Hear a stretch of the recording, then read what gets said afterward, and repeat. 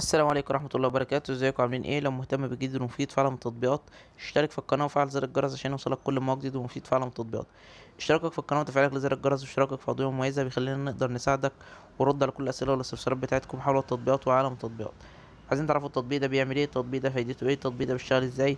التطبيق ده حقيقي؟ التطبيق ده فيه ميزة معينة بتدوروا عليها مش قادرين توصلوا لها وعارفين ان الميزة دي موجودة في التطبيق؟ كل ده بنقدر نعرفه لكم من خلال الفيديو، شرح مفصل ومبسط للتطبيق، مميزاته وعيوبه وازاي بيشتغل وازاي بتشارك عليه وازاي بتلغي الاشتراك وكل حاجة عن التطبيق.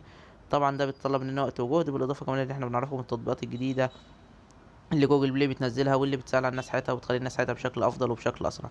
النهارده ان شاء الله مع شرح تطبيق جديد هو اسمه تاب سكانر، ماسح آلي، تطبيق PDF. التطبيق ده مساحته 31 ميجا، محمله اكتر من 100 مليون شخص.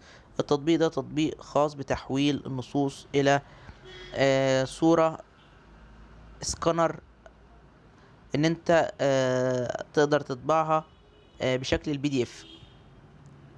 يعني لو عندك ورق مهم عايز تبعته فاكس، او عايز تبعت على الايميل اوراق مهمة، مستندات، ملفات، ايصالات، اي حاجة من الحاجات دي، فانت بتقدر ان انت تستخدم التطبيق ده.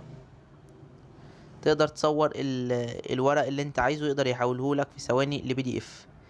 ده سواء انت عايز تبعته لحد او عايز ان انت تطبعه ك... كورقة على مكنة طباعة. كمان بتقدر من خلال التطبيق ده ان انت تعدل في الصورة.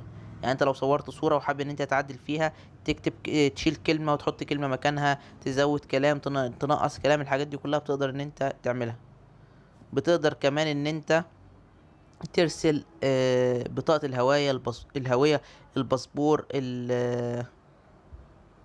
الوصولات، اي اوراق مهمة بتقدر ان انت تسحبها سكانر وتقدر تبعتها.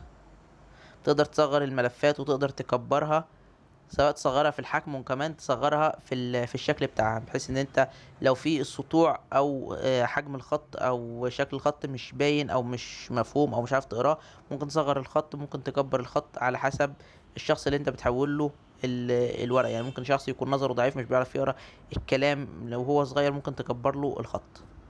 ده كده الغرض من التطبيق وده فايدة التطبيق. مشكلة التطبيق ان هو بيتضمن اعلانات وبيطلب منك الاشتراك وشراء التطبيق. بالاضافة ان التطبيق بيكون باللغة الانجليزية ومفيهوش لغة عربية.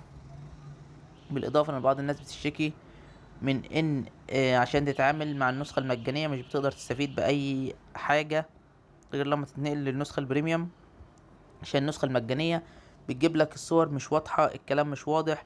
لو حابب ان انت تعمل سطوع اكتر للصورة ما بتقدرش تعمله، حابب ان انت تعمل تكبر الخط ما بتقدرش تعمله، حابب ان انت تعدل على الكلام ما بتقدرش تعمله. كل ده لازم يكون موجود في النسخة المدفوعة. ده كده الغرض والمميزات والعيوب بتوع التطبيق. لو عجبك شرح التطبيق يا ريت تدوس لايك للفيديو. لو عايز شرح تطبيق معين يا ريت تسيب لي في الكومنت.